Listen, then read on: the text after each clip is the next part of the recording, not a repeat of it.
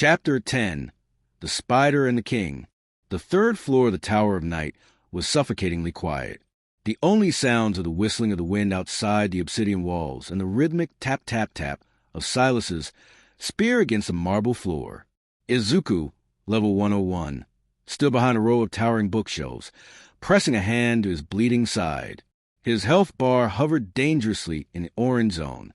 HP, 340/1250 status. Bleeding, healing reduced. "Come out, little mouse," Silas called out. His voice was melodic, echoing through the vast library like a song. "The master is waiting. Why delay the inevitable?" Izuku grit his teeth. He popped the cork on a high-grade health potion and downed it. The liquid tasted like chalk and mint. His HP ticked up, but the wound on his ribs, a shallow gash on the lancer's spear, refused to close completely. "He's too fast," Izuku analyzed, his mind racing faster than his heart. "Bahadur has defense. Syra has firepower. I have tricks." He peeked around the corner.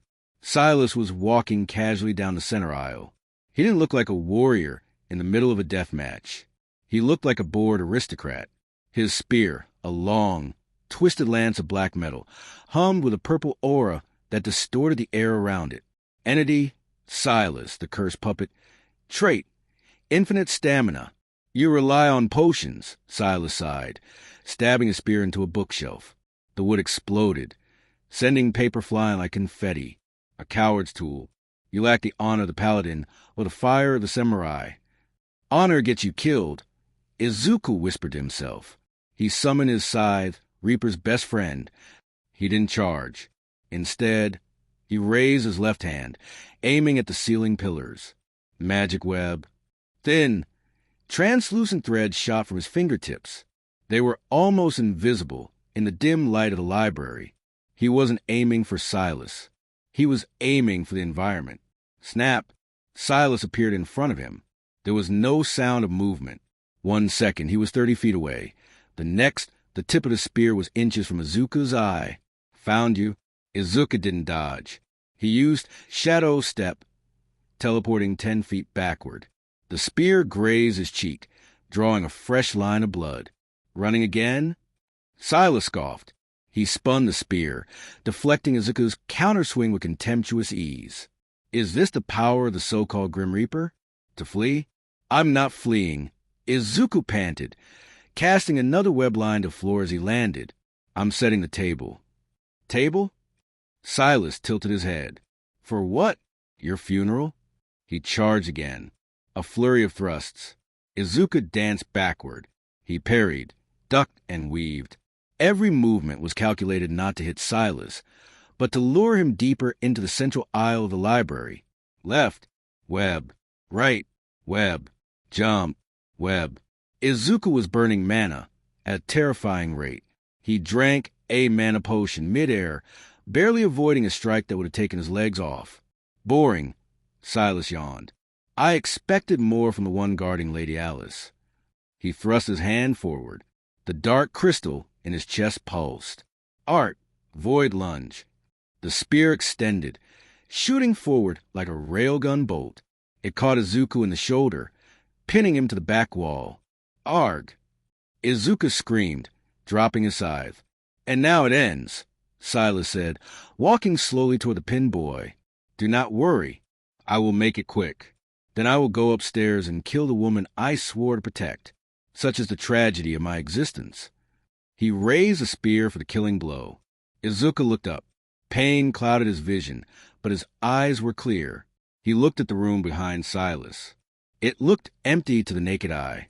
But to Izuku, who could see his own skill constructs, the central aisle was a complex lattice of hundreds of mana threads. "You're right," Izuku wheezed, grabbing the shaft of the spear pinned through his shoulder. "It ends now." He reached into his inventory. He didn't pull out a weapon. He pulled out a flask of industrial oil and a firestone. Silas paused. "What are you?" Izuku smashed the oil flask against the web line nearest him. The liquid coated the thread, traveling instantly across the network he had spent 20 minutes weaving. Then he crushed the firestone. "Imbue! Ignite!" Whoosh! The library didn't just catch fire. The air itself seemed to scream. The magic web didn't burn away. The threads were made of mana, reinforced by Izuku's high intelligence stat. Instead, the oil coating them ignited, turning the invisible threads into searing, white-hot wires of plasma. The web contracted. Silas, standing in the center of the trap, didn't have time to react. The wires tightened around him. Ziziti. Wah! Silas tried to raise a spear, but a wire caught his wrist. It sliced through the armor, the skin, and the bone like a laser through butter. His hand fell to the floor. My hand! Silas stared at the stump. Regeneration! Why isn't it? Heat cauterizes, Izuku said, ripping the spear from his own shoulder with a grunt of agony. He dropped to the floor, blood pouring down his arm. You can't heal if the wound is sealed instantly. The web tightened further. Silas screamed. It wasn't a scream of anger. It was a scream of confusion. The wires cut into his legs, his torso, his neck. He was trapped in a cage of fire. I am the Lancer, Silas gasped, falling to his knees as his tendons were severed. Izuku walked forward. He picked up his scythe. He didn't look triumphant. He looked exhausted. You were a puppet, Izuku said softly. Now you're free. He swung. The blade passed through the wires, which recognized their master, and took Silas's head. Entity defeated. Silas, level up. Level up. The body of the general dissolved into ash, leaving only the dark crystal that had replaced his heart. It cracked and shattered. Izuku slumped against a bookshelf. He wanted to help Alice. He wanted to run up the stairs. But his body felt like lead. Boom! The entire tower shook violently. Izuku looked down through a gap in the floorboards. Far below, on the first floor, a massive pillar of golden light pierced the darkness, shooting straight up to the center of the tower, bypassing the floors and vanishing into the sky. Bahadur! Izuku smiled weakly. Show off. It meant the paladin had won. It meant they were all fighting at the same time, pushing their limits together. Good luck, Alice, Izuku whispered. His eyes rolled back, and the darkness took him. Alice stepped onto the open-air platform. The wind howled around her, whipping her white hair into a frenzy. In the center sat a throne made of fused bones, and sitting on it was a man. He looked like Silas, but older, more regal. He wore a high-collared cloak of red velvet and swirled a glass of wine in one hand. Alice, Dracula smiled. It was a charming smile. The smile of a man who truly believed he was a hero of his own story. You look well. The stasis kept you young. You look tired, Alice countered, walking toward him. She didn't summon a weapon. She didn't raise a guard. 500 years of playing king. Has it been worth it? Dracula stood up. He spread his arms. Look around you. I built a kingdom. I brought order to the chaos. Humans fear the night again. We are no longer rats hiding in the dark. We are gods. You are a parasite, Alice said coldly. You built this kingdom on my blood. You enslaved our friends. You killed the valley. I did what you were too weak to do. Dracula roared, his composure cracking. I seized destiny. I made us strong. He threw his wine glass aside. It shattered, and now you return. To what? Scold me? You are weak, Alice. You haven't fed in centuries. I have feasted on the world. He blurred. He appeared in front of Alice, his hand raised to backhand her. I am the lord of... Alice caught his wrist. There was no shockwave this time. No explosion. Just a dead stop. Dracula's eyes went wide. He tried to pull away, but he couldn't. Her grip was absolute. You are nothing, Alice whispered. Her eyes began to glow. Not red. White. You drank my blood, Nicholas. You built your power on my foundation. Did you never stop to think? She squeezed. Crack. Dracula screamed as his wrist shattered. That the blood remembers who it belongs to? Dracula fell to his knees. He clutched his chest.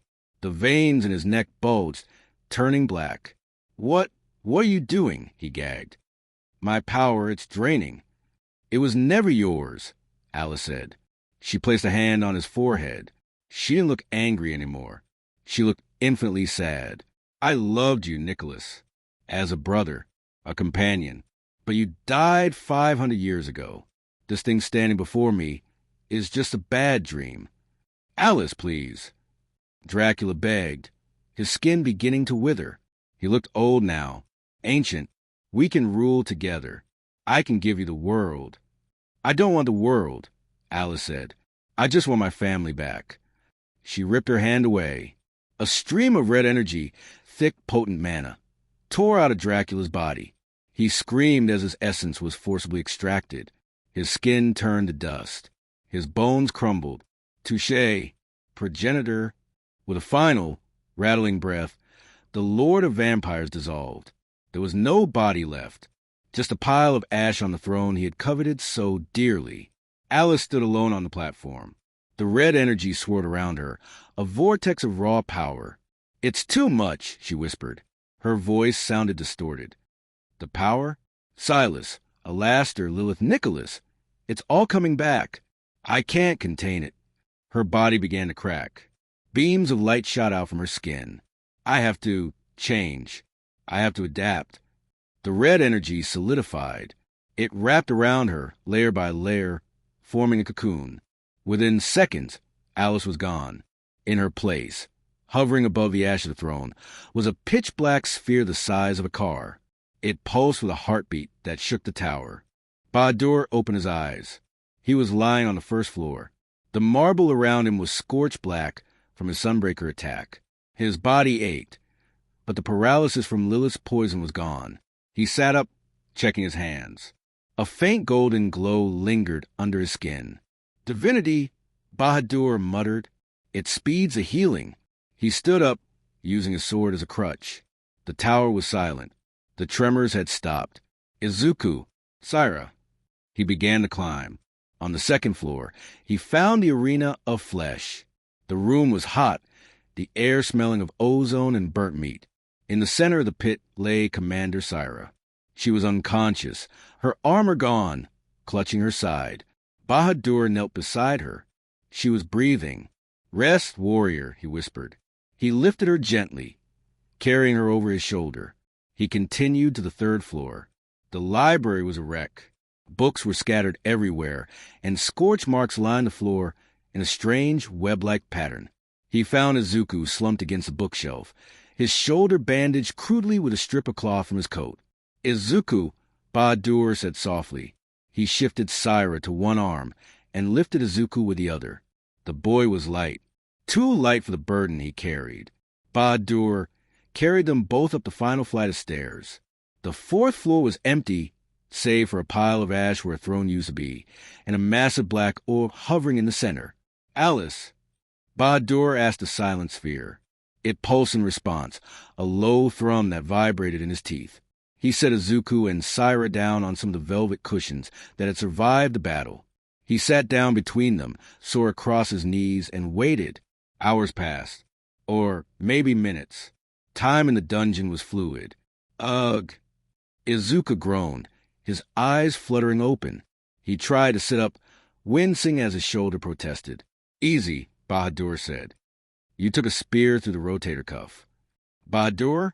Izuku blinked, his vision clearing. He saw Syra stirring next to him. "You're alive." "Hard to kill a paladin." Bahadur smiled. "And Syra is tough. She will live." "Where is—" Izuku looked around. His eyes landed on the black orb. "Is that Alice?" "I believe so," Bahadur said. "It has been pulsing like a heartbeat since I arrived."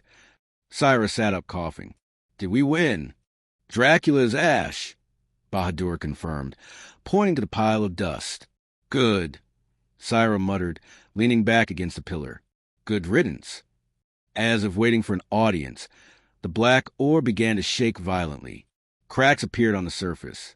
Beams of pure white light shot out, blinding them. Crack! The shell shattered. The light faded, revealing a figure standing in the center of the platform. It was Alice, but she was different. She looked human. Her skin wasn't the pale, dead white of a vampire anymore. It had a healthy, rosy flush. Her eyes were no longer blood red, They were a soft, vibrant crimson. She looked older, perhaps in her late teens, matching the physical age of her original transformation. She looked at her hands. She touched her face. She took a deep breath of air. "I'm warm," she whispered. She looked at them. "Why are you looking at me like that?" Alice asked, tilting her head.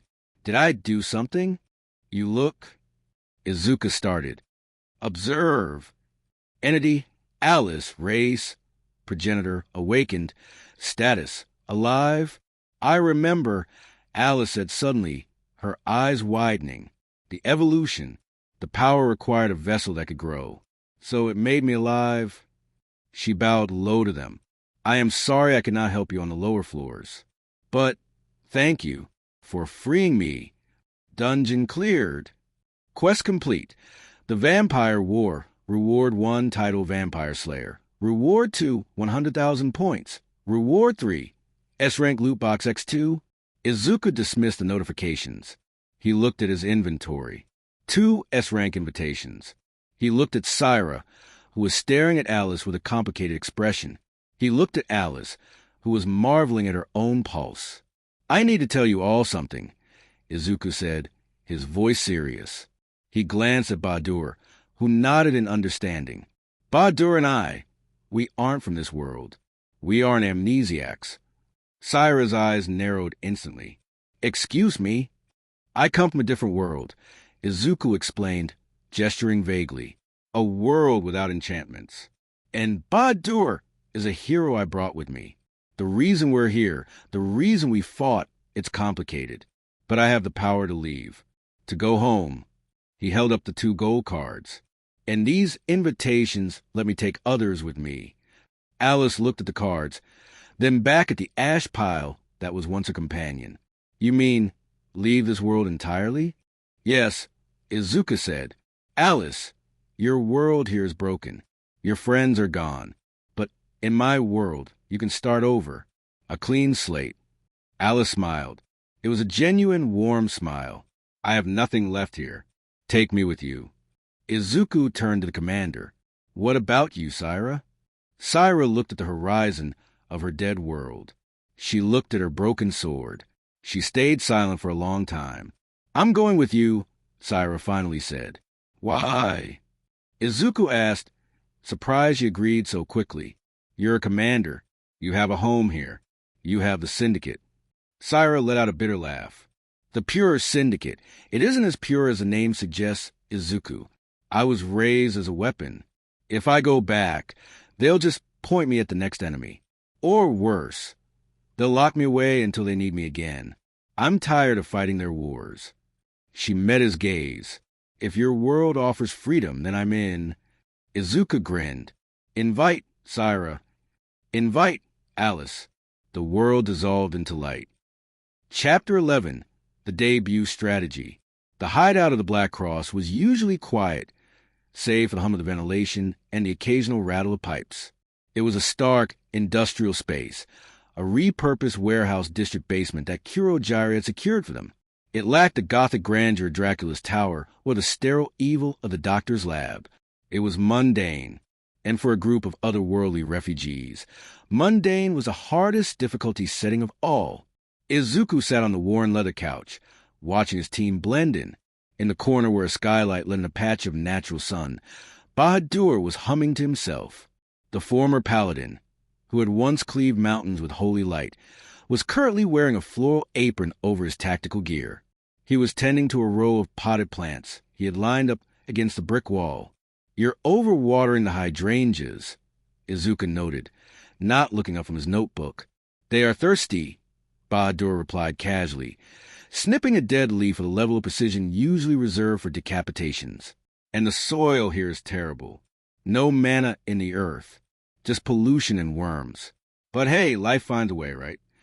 On the other side of the room, Syra was hunched over a triple monitor setup Izuku had bought from the system shop. Her eyes were glued to a scrolling feed of hero forums and news sites. "Unbelievable," Syra muttered, typing furiously. "This MT lady hero caused 3 million yen in property damage to stop a purse snatcher. In the Syndicate, she would have been court-martialed for reckless endangerment. Here, She gets a fan club. It's about branding, Izuku said. Heroes are celebrities first, soldiers second. It's inefficient, Saira grumbled, taking a sip of energy drink. But the internet, this streaming concept, it has tactical potential. Psychological warfare via chat rooms. I like it. And then there was Alice. The progenitor of vampires was currently curled up in an armchair, wrapped in a blanket like a burrito. She was staring intently at a tablet screen, tears streaming down her face. Why? Alice sniffled.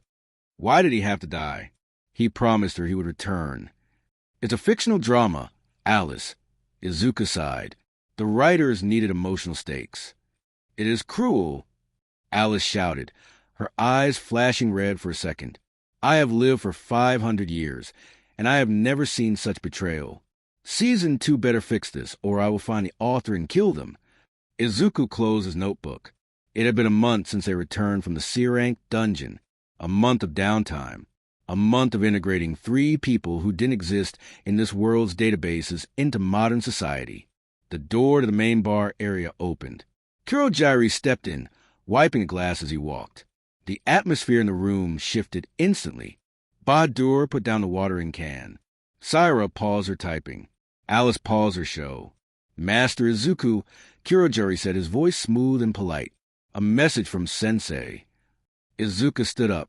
Is he displeased? On the contrary, he is amused by your progress, Kurojiri said.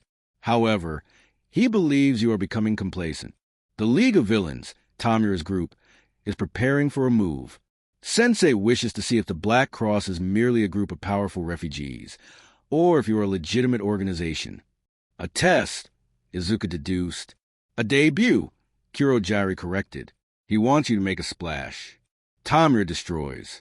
Sensei wants to see if you can control. Izuku looked at his team. They were bored.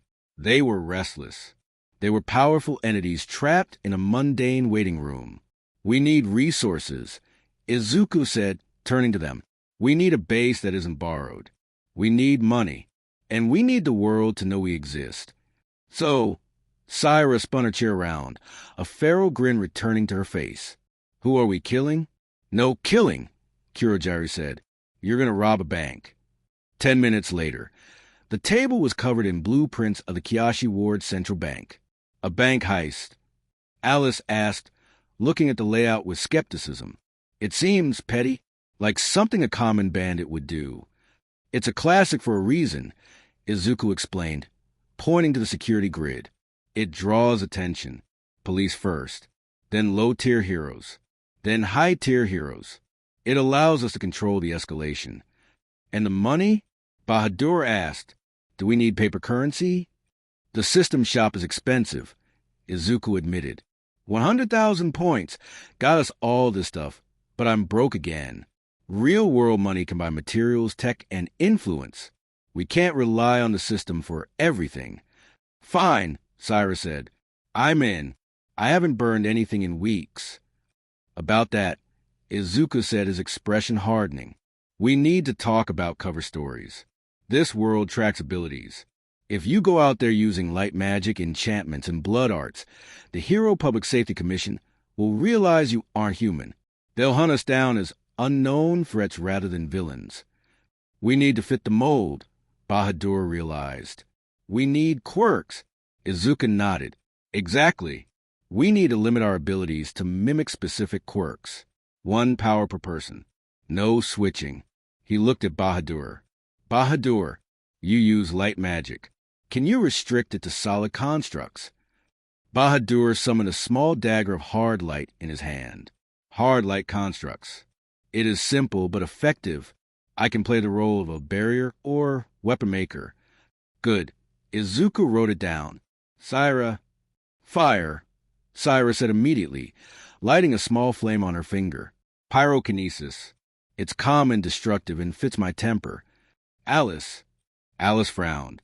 I do not have magic like them. I have biology. Super strength, Izuku suggested. Enhancement. You're fast, strong, and durable. Just don't drink anyone's blood on camera. How boring, Alice pouted. But very well. Physical enhancement, it is. The room went silent. 3 pairs of eyes turned to Izuku. And you, King? Syra asked, leaning forward. What's your quirk? You use shadows, sides, inventory space, and whatever that system thing is. You're the most suspicious one here. Izuku froze. His hand tightened around the pen until the plastic creaked. Izuku started, then stopped. Is it a secret? Alice asked, tilting her head. We are a team. Izuku, we shared our past in the tower. Why do you hesitate? Izuku looked down at the blueprints. He thought about the fire that burned his skin when he was 6. He thought about the telekinesis that threw plates at his head. He thought about his siblings, Yuki, Kenzo, Daiki. Kenzo had been born with both lightning and ice. Daiki crackled with raw electricity, while Yuki controlled ice. They were the perfect combination of their parents' powerful genes. They were praised for it. They hurt him with it. To use those powers, to mimic them, felt like admitting he was part of that bloodline. It's not important. Izuku snapped, standing up abruptly. I need to scout the location, study the blueprints. We move in 3 days. He turned and walked out of the room, leaving a heavy silence in his wake. Touchy, Syra noted. He is hiding something, Alice said, her eyes narrowing. And I do not like secrets. At the Kiyoshi Ward shopping district, the sun was bright, reflecting off the glass storefronts of the shopping district. It was a stark contrast to the gloom of the hideout. Izuku walked through the crowd, his hood up, hands in his pockets. He wasn't looking at the clothes or the food. His eyes were scanning the perimeter of the bank across the street. 3 guard patrols. Cameras on the corners. Heroes in the area. Death arms in Kamui Woods. He was analyzing response times, escape routes, and civilian density. His face was a mask of intense, brooding concentration. You're glaring really hard at that building. Did it offend you? Izuku flinched, his danger sense barely registering the approach because there was no malice. He turned. Standing next to him, invading his personal space, was a girl. She looked to be about 16 or 17, a year or 2 older than him. She had periwinkle hair that twisted down to her knees and wide, curious blue eyes. She was wearing a UA high school uniform. UA student. Izuku's mind flashed a warning. Enemy. I'm busy, Izuku said, turned to walk away. Busy doing what? The girl followed him, matching his pace effortlessly. She floated slightly off the ground, spiraling around him like a curious fairy. You look like you're trying to calculate the structural integrity of the concrete with your mind. Are you a mad genius?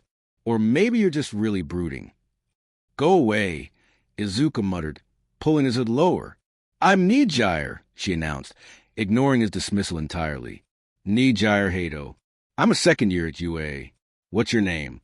Why do you have so many scars on your hands? Is that a fashion statement? Or do you fight people?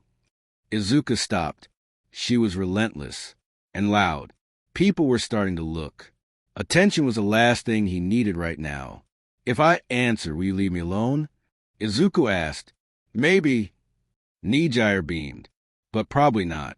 I'm very curious. She grabbed his arm. Her grip was surprisingly strong. Come on. You look like you haven't eaten in a week. Let's get ice cream. My treat. I don't want. Ice cream. Izuku found himself being dragged. He could have broken her grip. He could have used Shadow Step. But causing a scene with a UA student in the middle of a crowded street would blow the operation before it began. Just endure it, he told himself. Blend in. 20 minutes later, Izuku sat on a park bench, holding a melting cone of vanilla ice cream. Nijire sat next to him, happily swinging her legs. So, Nijire said, licking her spoon, you never told me your name. Izuku, he muttered. Just Izuku? Mysterious. Nijire giggled. Then her expression shifted. The bubbly airhead facade dropped for a fraction of a second, revealing a sharp, perceptive intelligence. You have really sad eyes, Izuku, like you're carrying a mountain. Izuku stared at his ice cream. I have a lot on my mind. Like what? Like power, Izuku admitted. He didn't know why he was talking to her. Maybe it was because she was a stranger. Maybe it was because he had no one else to vent to about this specific problem. I have to make a choice. To use a power that belongs to people I hate, people who hurt me. He clenches free hand. If I use it, I feel like I'm becoming them, like I'm admitting I'm their son.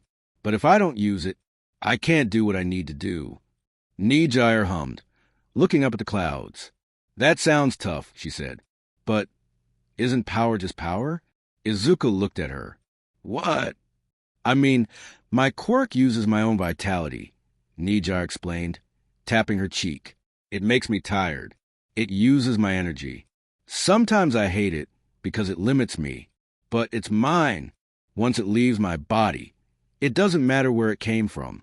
It matters what I do with it.